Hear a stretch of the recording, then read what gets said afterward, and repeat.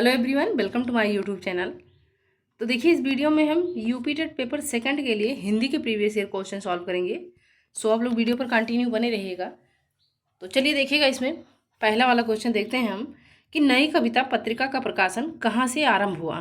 तो देखिए, इसमें पहला वाला ऑप्शन दिया गया है इलाहाबाद, उसके बाद बी वाला ऑप्शन है लखनऊ, ऑप्शन नंबर सी है कलकत्ता तथा उसके बाद डी है दिल्ली। तो क्वेश्चन में क्या कहा गया है कि नई कविता पत्रिका का प्रकाशन जो है तो ये कहाँ से आरंभ हुआ है। तो देखिए, इसका राइट आंसर हो जाएगा ऑप्शन नंबर 1 इलाहाबाद। नई कविता पत्रिका का प्रकाशन जो है तो ये इलाहाबाद से हुआ है। अब इसमें देखिएगा व्याख्या, थोड़ा इसके बारे में व्याख्या दिया गया है। तो देख लीजिए कि नई कविता पत्रिका का प्रकाशन तो इलाहाबाद से प्रकाशित होती थी। उसके बाद है कि नई कविता पत्रिका का सर्वप्रथम प्रकाशन, मान लीजिए पूछा जाता है कि नई कविता पत्रिका का सर्वप्रथम प्रकाशन तो किस सन में हुआ, तो ये हुआ था 1954 ईस्वी में। डॉक्टर जगदीश चंद्र गुप्त के संपादकत्व में प्रारंभ हुआ था और यह एक अर्धवार्षिक पत्रिका थी। नई कविता पत्रिका जो थी तो यह एक अर्धवार्षिक पत्रिका थी और नई कविता नाम जो है तो इसे अज्ञे ने दिया है, यानी सच्चिदानंद हीरानंद वात्स्यायन अज्ञे जी के द्वारा नई कविता का नाम दिया गया है। और यह जो है तो अपनी एक रेडियो वार्ता में उन्होंने इस पद का सर्वप्रथम प्रयोग किया था। तो मान लीजिए क्वेश्चन देखिए, इसमें कई क्वेश्चन बन रहे हैं कि नई कविता पत्रिका का प्रकाशन कहाँ से आरंभ हुआ। ये हुआ इलाहाबाद से। किस सन में हुआ, 1954 में। नई कविता का नाम किसने दिया, तो अज्ञे जी ने दिया है। किसके संपादकत्व में प्रारंभ हुआ, तो ये जगदीश चंद्र गुप्त के संपादकत्व में प्रारंभ हुआ था। तो देखिए, एक क्वेश्चन से 4-5 क्वेश्चन बन रहे हैं। तो इसका राइट आंसर हो जाएगा ऑप्शन नंबर फर्स्ट इलाहाबाद। अब आइए देखिएगा अगला वाला क्वेश्चन देखते हैं। नेक्स्ट नंबर क्वेश्चन ये है कि अयोगवाह कहा जाता है। तो देखिए, अयोगवाह जो है तो किसे कहा जाता है, विसर्ग को, महाप्राण को, संयुक्त व्यंजन को या फिर अल्प प्राण को। तो देखिए, इसका राइट आंसर हो जाएगा ऑप्शन नंबर 1 ये अनुस्वार को, यानी विसर्ग को। तो विसर्ग को जो है अयोगवाह कहा जाता है। देखिए, अन आह जो है तो ये अयोगवाह कहलाएंगे क्योंकि ये विसर्ग है। देखिए, क्योंकि इसमें जो है तो विसर्ग लगा हुआ है अन और आह में। और उसके बाद में है कि स्वर और व्यंजन के साथ योग न होने के कारण इन ध्वनियों को अयोगवाह कहते हैं। किसे, तो अन और आह को। क्यों कहते हैं, तो स्वर और व्यंजन के साथ योग न होने के कारण इन्हें हम अयोगवाह कहते हैं। तथा छ, त्रिक, ज्ञ और श्रा को संयुक्त व्यंजन कहा जाता है। संयुक्त व्यंजन मान लीजिए पूछा जाता है किसे कहा जाता है, तो छ, त्रिक, ज्ञ और श्रा को संयुक्त व्यंजन कहा जाता है। उसके बाद में है कि प्रत्येक वर्ग का द्वितीय व चतुर्थ वर्ण तथा तालव्य सा, मूर्धन सा, दंती सा और हा ये महाप्राण कहलाते हैं। तथा प्रत्येक वर्ग का प्रथम तथा तृतीय व पंचम वर्ण जो होते हैं तो अल्प प्राण कहलाते हैं। अल्प प्राण कौन कौन से कहे जाते हैं, तो तृतीय, पंचम, उसके बाद में पंचम के बाद सप्तम, ये जो है तो ये अल्प प्राण कहलाते हैं। महाप्राण कहलाते हैं तो महाप्राण द्वितीय, चतुर्थ, उसके बाद 6वें नंबर पे जो आएगा वर्ड तो उसे हम क्या कहेंगे, महाप्राण। तो देखिए, इसका राइट आंसर हो जाएगा ऑप्शन नंबर फर्स्ट कि अयोगवाह कहा जाता है तो विसर्गों को कहा जाता है। So first is right answer. आइए देखिएगा अगला वाला क्वेश्चन कि वाचन के समय पुस्तक की आंखों से दूरी होनी चाहिए। तो वाचन के समय पुस्तक की आंखों से कितनी जो है दूरी होनी चाहिए। तो देखिए, इसका राइट आंसर हो जाएगा ऑप्शन नंबर डी 12 इंच। अध्ययन के समय पुस्तक की आंखों से दूरी तो 12 इंच की होनी चाहिए। सो डी इज राइट आंसर। अब देखिएगा 34 नंबर क्वेश्चन है कि तोड़ने ही होंगे मठ और गढ़ सब किसकी पंक्ति है।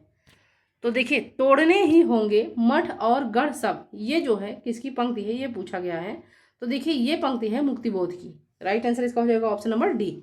अब और देख लीजिएगा कि तोड़ने ही होंगे मठ और गढ़, तो ये पंक्तियां है मुक्तिबोध जी की। उसके बाद में है कि अशब्द अधरों का सुना भाषा, तो ये पंक्ति है निराला की। और घुन खाए सहतीरों पर 12 खड़ी विधाता बाँचे, ये पंक्ति है नागार्जुन की। उसके बाद देखिए अगला है कि राष्ट्रगीत में भला कौन वह भारत भाग्य विधाता, तो ये पंक्ति है रघुवीर सहाय की। तो देखिए, इसमें राइट आंसर हो जाएगा ऑप्शन नंबर डी मुक्तिबोध की। तोड़ने ही होंगे मठ और गढ़ सब, तो ये पंक्तियां हैं मुक्तिबोध जी की। सो डी इज राइट आंसर। अब देखिएगा अगला वाला क्वेश्चन कि किस दृश्य उपकरण में पारदर्शी यानी ट्रांसपेरेंसी का प्रयोग होता है। तो देखिए ऑप्शन नंबर फर्स्ट है ओवरहेड का प्रक्षेपक में, यानी जिसे हम प्रोजेक्टर कहते हैं, स्लाइड प्रक्षेपक में, या फिर अपारदर्शी प्रक्षेपक, या जिसको हम कहते हैं एपिडाइस्कोप में, या फिर फिल्म स्ट्रिप में। तो किस दृश्य उपकरण में पूछा गया है कि पारदर्शी का प्रयोग होता है, तो देखिए इसका राइट आंसर हो जाएगा ओवरहेड प्रक्षेपक में। सो ए वाला ऑप्शन जो है इसका सही उत्तर हो जाएगा। अब देख लीजिएगा कि ओवरहेड प्रक्षेपक, जिसे हम OHP का दृश्य उपकरण में पारदर्शी ट्रांसपेरेंसी का प्रयोग होता है और एक बल्ब व परावर्तक दर्पण के सहारे दृश्य को पर्दे पर प्रक्षेपित करके बड़ा बना देते हैं, जिससे विषय सामग्री आकर्षक व रुचिकर हो जाती है। सो इसका राइट आंसर हो जाएगा ऑप्शन नंबर फर्स्ट ओवरहेड प्रक्षेपक। अब देखिएगा अगला वाला क्वेश्चन कि मौन पठन के विषय में धारणा है। तो मौन पठन के विषय में क्या धारणा है? इसमें पठन की गति धीमी हो जाती है, या एकाग्रचित होकर पढ़ने का अभ्यास होता है, या पढ़ने की धीमी ध्वनि होठों से निकलती है, या देखिए अगला वाला ऑप्शन है कि इसमें आदर्श वाचन के तुरंत बाद किया जाता है। तो देखिए इसका राइट आंसर हो जाएगा कि एकाग्रचित होकर पढ़ने का अभ्यास हो जाता है। यानी जब आप मौन पठन करते हैं तो क्या होता है कि एकाग्रचित होकर पढ़ने का इसमें अभ्यास होता है। सो इसका राइट आंसर हो जाएगा ऑप्शन नंबर बी। अब देखिएगा इसमें व्याख्या कि मौन पठन के विषय में यह धारणा है कि इससे विद्यार्थी बिना आवाज किए अपने पाठ को पढ़ता है और मौन में बिना बोले विद्यार्थी एकाग्रचित होकर पढ़ने का अभ्यास करता है। इसमें सुनने की क्रिया प्रायः जो होती है तो वो शून्य हो जाती है। सो बी वाला ऑप्शन जो है इसका सही उत्तर हो जाएगा। अब देखिए अगला वाला क्वेश्चन कि तदीय समाज की स्थापना किसने की थी। 37 नंबर क्वेश्चन है कि तदीय समाज की स्थापना किसने की थी। तो फर्स्ट वाला ऑप्शन है दयानंद सरस्वती ने। उसके बाद ऑप्शन नंबर बी है राजा राम मोहन राय ने। सी वाला ऑप्शन देखिएगा भारतेंदु हरिश्चंद्र ने, या फिर केशव चंद्र सेन ने। तो तदीय समाज की स्थापना पूछा गया है। तो देखिए तदीय समाज की स्थापना करने वाले हैं भारतेंदु हरिश्चंद्र। तदीय समाज की स्थापना तो भारतेंदु हरिश्चंद्र के द्वारा किया गया है। उसके बाद में है ब्रह्म समाज की स्थापना। तो ब्रह्म समाज की स्थापना राजा राम मोहन राय ने किया है। आर्य समाज की स्थापना तो आर्य समाज की स्थापना दयानंद सरस्वती जी ने किया है। सो तदीय समाज आपसे पूछा गया है। देखिए मोस्ट इंपॉर्टेंट क्वेश्चन है ये। जितने भी क्वेश्चन हैं बहुत ही महत्वपूर्ण है परीक्षा की दृष्टि से। तो आप लोग जो है पढ़ाई अपनी जो है अच्छे से करते रहिए। तो देखिए इसका राइट आंसर हो जाएगा option number C Bharatendu Harishchandra, यानी तदीय समाज की स्थापना करने वाले हैं Bharatendu Harishchandra. So right answer option number C. अब आइए देखिए अगला वाला क्वेश्चन कि तथैव शब्द का संधि विच्छेद है। तथैव तो तथा धन एव बराबर तथैव, यानी वृद्धि संधि हो जाएगा। तो देखिए यदि आ या बड़ा आ के बाद ए या आए आए तो दोनों के स्थान में आए, तथा ओ या औ आए तो दोनों के स्थान में औ हो जाता है। यानी तथैव का संधि विच्छेद जो होगा तो तथा धन एव बराबर तथैव। तो ऑप्शन नंबर डी जो है इसका राइट आंसर हो जाएगा। और इसमें मान लीजिए संधि पूछा जाता है तो कौन सी संधि होगी? वृद्धि संधि होगी। सो डी इज राइट आंसर। अब आइए देखिए अगला वाला क्वेश्चन कि चरण कमल बंदो हरिराई उपरोक्त पंक्ति में अलंकार है। तो चरण कमल बंदो हरिराई में कौन सा अलंकार है? तो ऑप्शन नंबर ए वाला दिया गया है उत्प्रेक्षा अलंकार, बी है यमक अलंकार, सी है रूपक अलंकार, तथा डी है उपमा अलंकार। तो चरण कमल बंदो हरिराई इस पंक्ति में कौन सा अलंकार है? तो देखिए इसमें कि चरण कमल बंदो हरिराई इस पंक्ति में रूपक अलंकार है। जहाँ उपमेय और उपमान में भेद रहित आरोप किया जाता है वहीं रूपक अलंकार होता है। अब देखिए यमक अलंकार तो जहाँ एक या एक से अधिक शब्द एक से अधिक बार प्रयुक्त हों एवं अर्थ भी प्रत्येक बार भिन्न हो तो वहाँ पे कौन सा अलंकार होता है? यमक अलंकार। और उपमा अलंकार की परिभाषा देखिए कि उपमा का शाब्दिक अर्थ है सादृश्य, समानता या तुलना। जहाँ उपमेय और उपमान में गुण, रूप या चमत्कृत सौंदर्य मूलक सादृश्य का प्रतिमान किया जाए तो वहाँ पर उपमा अलंकार होता है। मान लीजिए क्वेश्चन पूछा उत्प्रेक्षा अलंकार, तो जब उपमेय में उपमान की संभावना या कल्पना कर ली जाए तब वहाँ पे उत्प्रेक्षा अलंकार माना जाता है। तो चरण कमल बंदो हरिराई इसमें कौन सा अलंकार है? तो देश में इसमें जो है रूपक अलंकार हो जाएगा। सो सी वाला ऑप्शन जो है इसका राइट आंसर हो जाएगा। अब देखिए अगला वाला क्वेश्चन कि मूक होई वाचाल और पंगु चढ़े गिरिवर गहन जासु कृपा सुदयाल और द्रवहु सकल कलिमल दहन उपरोक्त में छंद है। तो देखिए इसमें जो है सोरठा है। मूक होई वाचाल, मूक होई वाचाल, पंगु चढ़े गिरवर गहन, जासु कृपा सु दयालु, और द्रवहु सकल कलिमल दहन। उपरोक्त में सोरठा छंद है और यह एक अर्धसम मात्रिक छंद है। सोरठा दोहे का जो होता है तो ये उल्टा होता है, अर्थात इसमें प्रत्येक प्रथम एवं तृतीय चरण में 11-11 और द्वितीय और चतुर्थ चरण में 13-13 मात्राएं होती हैं। सो सी वाला ऑप्शन जो है इसका सही उत्तर हो जाएगा। अब देखिएगा अगला वाला क्वेश्चन कि मधुलिका जयशंकर प्रसाद की किस कहानी की पात्र है। मधुलिका, तो देखिए मधुलिका जो है ये जयशंकर प्रसाद की पुरस्कार, इसका डी वाला ऑप्शन जो है सही उत्तर हो जाएगा। यानी पूछा गया है कि मधुलिका जयशंकर प्रसाद की किस कहानी का पात्र है, तो पुरस्कार का। अब आइए देखिए इसमें कि मधुलिका अरुण कौशल, नरेश तथा सेनापति आदि जयशंकर प्रसाद जी द्वारा रचित कहानी पुरस्कार के पात्र हैं।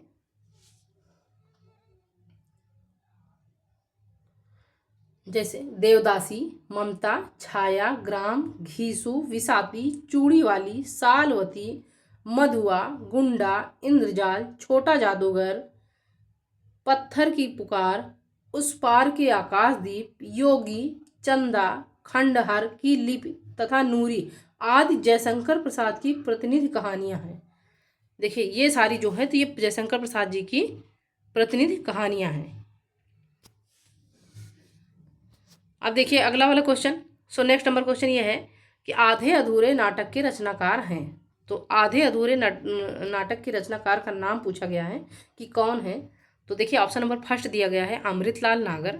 आधे अधूरे नाटक के रचनाकार जो हैं तो अमृतलाल नागर हैं, या फिर मन्नू भंडारी, या मोहन राकेश, या निर्मल वर्मा। तो देखिए आधे अधूरे नाटक के रचनाकार जो हैं तो वो मोहन राकेश हैं। मोहन राकेश जी जो हैं तो ये आधे अधूरे नाटक के रचनाकार हैं। उसके बाद में है कि आषाढ़ का एक दिन, लहरों का राजहंस तथा पैर तले जमीन, अधूरा आदि जो है तो मोहन राकेश के अन्य नाटक हैं, तथा बिना दीवारों का घर तथा महाभोज, तो ये मन्नू भंडारी के नाटक हैं। बिना दीवारों का घर तथा महाभोज ये जो है तो ये मन्नू भंडारी के नाटक हैं। अब क्वेश्चन में पूछा गया है कि आधे अधूरे नाटक के रचनाकार हैं, तो आधे अधूरे नाटक के रचनाकार हैं मोहन राकेश। सो सी वाला ऑप्शन जो है इसका सही उत्तर हो जाएगा। अब देखिएगा अगला वाला क्वेश्चन कि वर्तनी की दृष्टि से निम्नलिखित में से शुद्ध शब्द हैं। तो वर्तनी की दृष्टि से आपसे पूछा गया है कि कौन सा शब्द जो है शुद्ध शब्द है। रचयिता, रचयिता, रचयिता या रचयिता।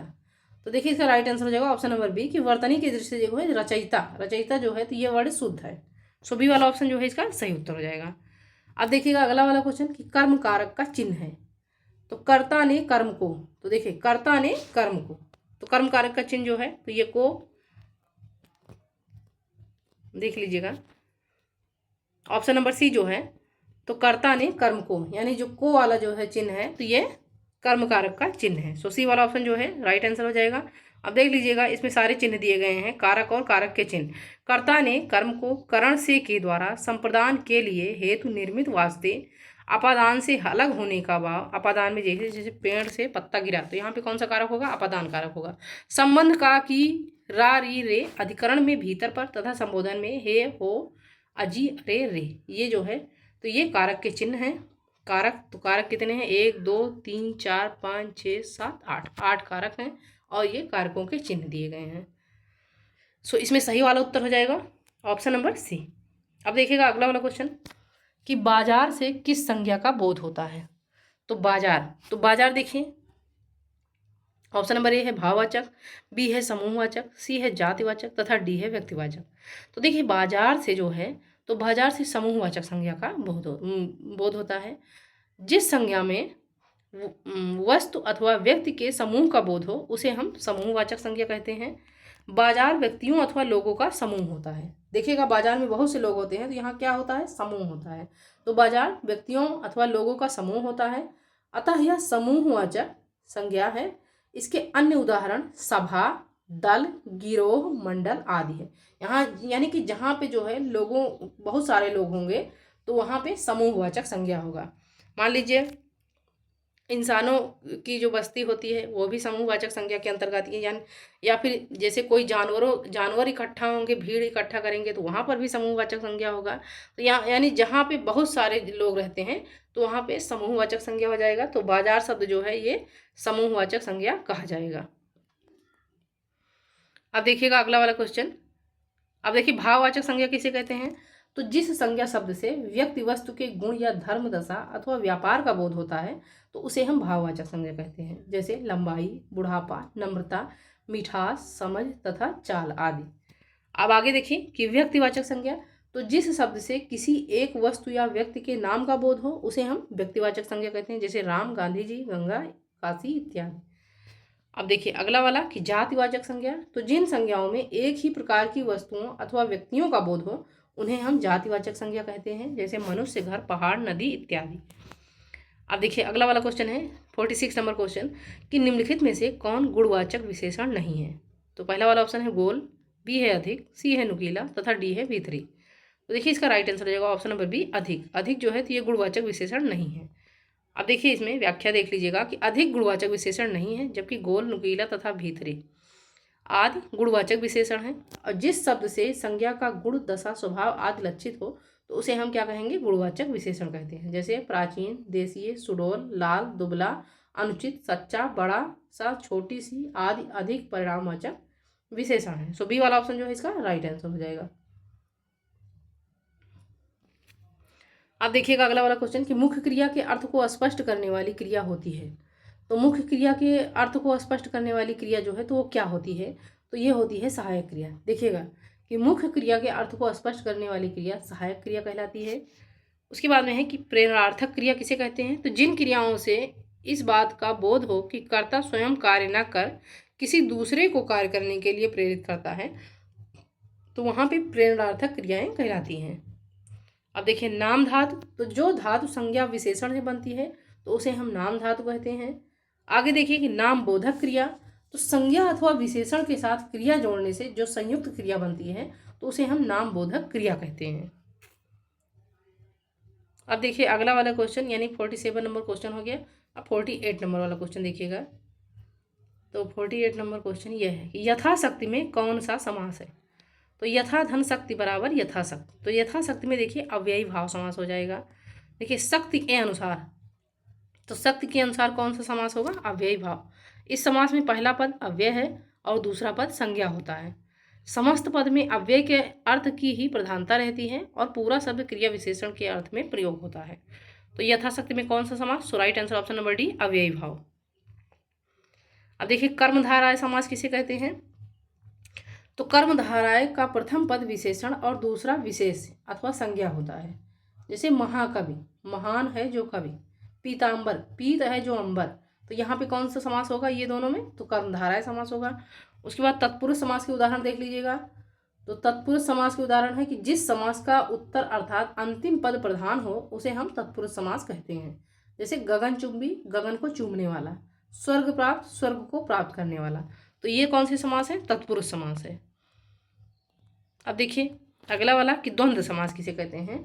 तो जिसके दोनों पद प्रधान हो, जिसके दोनों पद प्रधान हो या दोनों संज्ञाएं विशेषण हो वहां पे द्वंद्व समास कहलाएगा, जैसे रात, दिन, माता, पिता, यानी विलोम शब्द होते हैं इसमें द्वंद्व समास में, रात और दिन, माता और पिता। तो यहाँ पे कौन सा समास होगा? द्वंद्व समास। अगला वाला क्वेश्चन देखिए अजात शत्रु में कौन सा समास है? तो जिसका कोई शत्रु ना हो उसे हम क्या कहेंगे? अजात शत्रु। तो यहाँ पे बहुव्रीहि समास। Right answer option number D बहुव्रीहि समास। कि इस समास में कोई भी शब्द प्रधान नहीं होता, दोनों शब्द मिलकर एक नया अर्थ प्रकट करते हैं। दशानन, 10 है आनंद, यानी जैसे रावण के जिसको 10 सिर प्राप्त हुआ था तो उसे हम दशानन कहते हैं, अर्थात रावण। चक्रधर, चक्र को धारण करने वाला, अर्थात भगवान विष्णु। अब देखिए अगला वाला क्वेश्चन है कि कौन सा महीना भाद्रपद महीने के बाद आता है? भाद्रपद। तो देखिए ऑप्शन नंबर बी जो है इसका राइट आंसर हो जाएगा। भाद्रपद जो है तो भाद्रपद महीने के बाद अश्विन मास आता है। पूछा गया है क्वेश्चन में कि कौन सा महीना भाद्रपद महीने के बाद आता है? तो बाद जो है भाद्रपद महीने के बाद अश्विन मास जो आता है, यानी हिंदी महीने के अनुसार वर्ष भर में महीनों के नाम जो है तो चैत्र, बैसाख, जेठ, आषाढ़, सावन, भाद्रपद, जिसको यहाँ पे जो है भादो कहते हैं, उसी वही है भाद्रपद। अश्विन यानी क्वार, जब नवरात्रि का आगमन होता है, क्वार कार्तिक, अगहन, पूस, माघ, फाल्गुन। सबसे हिंदी महीने में सबसे आखिरी महीना फाल्गुन है तथा सबसे आखिरी त्यौहार क्या है? होली है हिंदी महीनों में। तो पूछा गया है क्वेश्चन में कि कौन सा महीना भाद्रपद महीने के बाद आता है? तो देखिए इसका राइट आंसर हो जाएगा ऑप्शन नंबर बी, अश्विन, यानी कि क्वार। अब देखिए अगला वाला क्वेश्चन है कि सावधान मनुष्य यदि विज्ञान है तलवार तो इसे दे फेंक, तजकर मोह स्मृति के पार, पंक्तियों के रचयिता हैं। तो देखिए सावधान मनुष्य यदि विज्ञान है तलवार तो इसे दे फेंक, तजकर मोह स्मृति के पार, पंक्तियों के रचयिता जो हैं तो ये हैं दिनकर, यानी ऑप्शन नंबर बी जो है इसका राइट आंसर हो जाएगा। तो देखिए इसमें कि सावधान मनुष्य यदि विज्ञान है तलवार तो इसे दे फेंक, तजकर मोह स्मृति के पार, इसके रचयिता हैं दिनकर। उसके बाद होगा फिर से दुघर्ष समर और जड़ से चेतन का निस्वासर, इसके रचयिता है निराला। सो इसमें पूछा गया है कि ये वाली पंक्ति इसकी सावधान मनुष्य यदि विज्ञान है तलवार तो इसे दे फेंक, तजकर मोह स्मृति के पार, पंक्तियों के रचयिता है दिनकर, रामधारी सिंह दिनकर। सो बी वाला ऑप्शन जो है इसका सही उत्तर हो जाएगा। अब आइए देखिएगा अगला वाला क्वेश्चन। अब देख लीजिएगा कि कई दिनों तक चूल्हा रोया चक्की रही उदास, ये रचना है नागार्जुन जी की। उसके बाद में है कि कई दिनों तक कानी कुतिया सोए उसके पास, और सांप तुम सभ्य तो हुए नहीं, नगर में बसना भी तुम्हें नहीं आया, ये है अज्ञेय जी की रचना। अब आइए देखिए अगला वाला क्वेश्चन 52 नंबर क्वेश्चन है कि लघुर्मी में कौन सी संधि है? तो लघुर्मी में आपसे संधि का नाम पूछा गया है, कौन सी संधि है? तो देखिए पहला वाला ऑप्शन है अयादि स्वर संधि, उसके बाद बी है दीर्घ स्वर संधि, सी है वृद्ध स्वर संधि, या फिर यण स्वर संधि। तो लघुर्मी में राइट आंसर इसका हो जाएगा ऑप्शन नंबर बी कि दीर्घ स्वर संधि। लघुर में कौन सी संधि है? तो लघु धन ऊर्मी बराबर लघुर में, यानी दो सवर्ण स्वर मिलकर दीर्घ हो जाते हैं।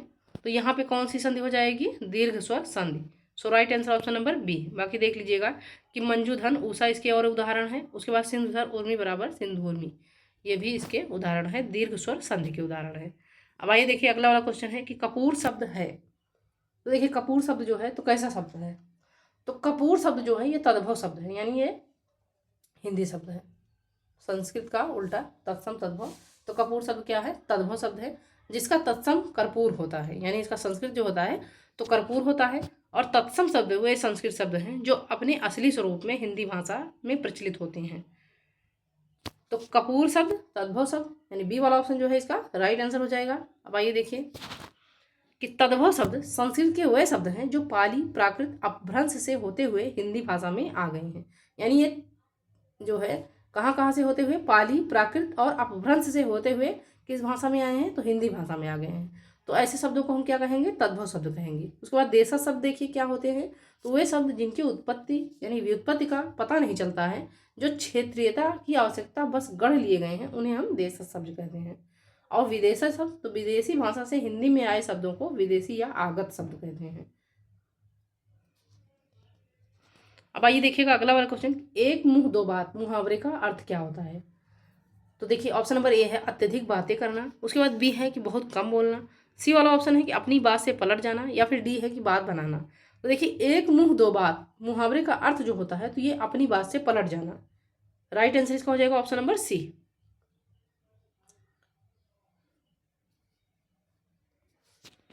अब देखिएगा अगला वाला क्वेश्चन कि प्रत्येक चरण में 16 मात्रा वाला 4 चरणों का सममात्रिक छंद है। तो प्रत्येक चरण में 16 मात्रा वाला 4 चरणों का सममात्रिक छंद जो होगा तो ये चौपाई होगा। चौपाई में कितने चरण होते हैं? तो 4 चरण होते हैं। अब देखिए व्याख्या देख लीजिएगा कि प्रत्येक चरण में 16 मात्रा वाला 4 चरणों का सममात्रिक छंद जो होता है तो वो चौपाई है। उसके बाद दोहा, तो दोहा वह अर्ध सममात्रिक छंद है जिसके प्रथम व तृतीय चरण में 13-13 और द्वितीय तथा चतुर्थ चरण में 11-11 मात्राएं होती हैं। अब सोरठा में देख लीजिएगा क्या होता है? तो सोरठा यह अर्धमात्रिक छंद है, यह दोहे का उल्टा होता है। सोरठा जो होता है तो ये क्या होता है? दोहे का उल्टा होता है, अर्थात इसके प्रथम और तृतीय चरण में तो 11-11 और द्वितीय और चतुर्थ चरण में तो 13-13 मात्राएं होती हैं। अब देख लीजिएगा दोहे का सोरठा जो होता है तो दोहे का उल्टा होता है। दोहे जो है तो जिसके प्रथम और तृतीय चरण में 13-13 और द्वितीय तथा चतुर्थ चरण में 11-11, और सोरठे में क्या होता है? तो सोरठे में जो है प्रथम और तृतीय चरण में 11-11 होते हैं और द्वितीय और चतुर्थ चरण में 13-13 होते हैं। तो सेम उसी का उल्टा होता है, दोहे का उल्टा जो है तो वो सोरठा कहलाता है। अब देखिए कि रोला, तो रोला यह सममात्रिक छंद है जिसके प्रत्येक चरण में 24 मात्राएं होती हैं। प्रत्येक चरण में 11 और 13 मात्राओं पर यति होती है। अब देखिएगा अगला वाला क्वेश्चन कि अधरों में राग अमंद पिए, अलकों में मलयज बंद किए, तू अब तक सोई है आली, आंखों में भरे विहागरी, पंक्ति में कौन सा रस है। तो देखिए 56 नंबर क्वेश्चन है कि अधरों में राग अमंद पिए, अलकों में मलयज बंद किए, तू अब तक सोई है आली, आंखों में भरे विहागरी, पंक्ति में कौन सा रस पूछा गया है कि कौन सा रस है। तो ऑप्शन नंबर ए है करुण रस, उसके बाद बी है शांत रस, श्रृंगार रस या वात्सल्य रस। तो देखिए इसका राइट आंसर हो जाएगा ऑप्शन नंबर सी कि श्रृंगार रस। देखिएगा कि अधरों में राग अमंद पिए, अलकों में मलयज बंद किए, तू अब तक सोई है आली, आंखों में भरे विहागरी, इस पंक्ति में श्रृंगार रस की निष्पत्ति हुई है, जहाँ पे नायक नायिका के सौंदर्य तथा प्रेम संबंधी वर्णन की परिपक्व अवस्था को श्रृंगार रस कहते हैं। सो सी वाला ऑप्शन जो है इसका सही उत्तर हो जाएगा। अब देखिएगा अगला वाला क्वेश्चन, अंधा कुआं नाटक के लेखक हैं। अंधा कुआं नाटक के लेखक का नाम पूछा गया है।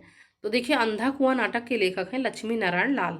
लक्ष्मी नारायण लाल जो है तो ये अंधा कुआं नाटक के लेखक कहलाते हैं। अब देखिए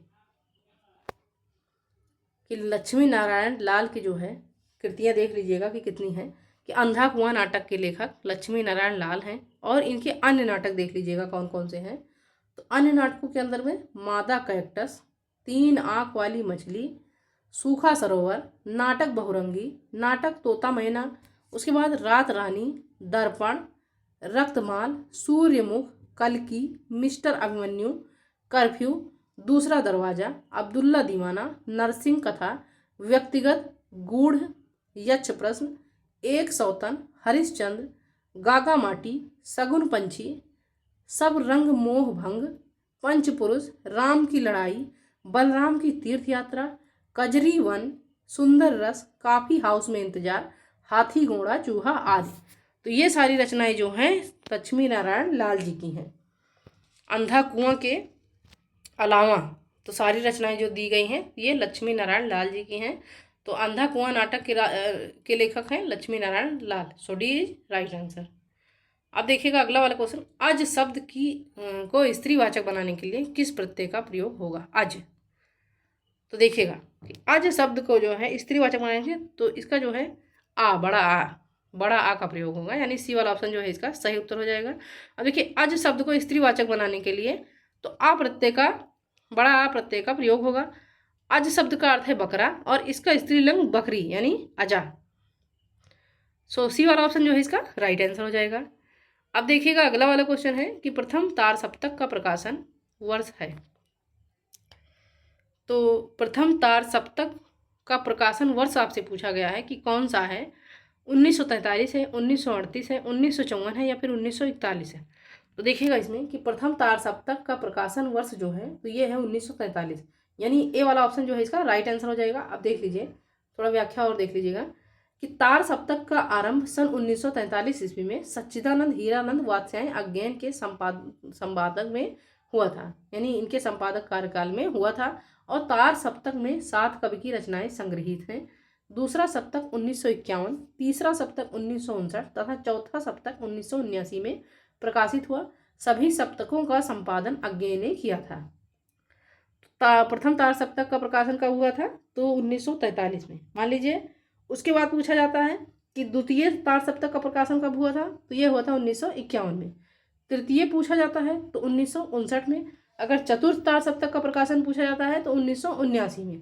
किसके द्वारा किया गया था तो इन सभी तार सप्तकों का प्रकाशन जो है हीरानंद वात्स्यायन अज्ञेय के द्वारा किया गया था। सो इसका राइट आंसर हो जाएगा ऑप्शन नंबर फर्स्ट।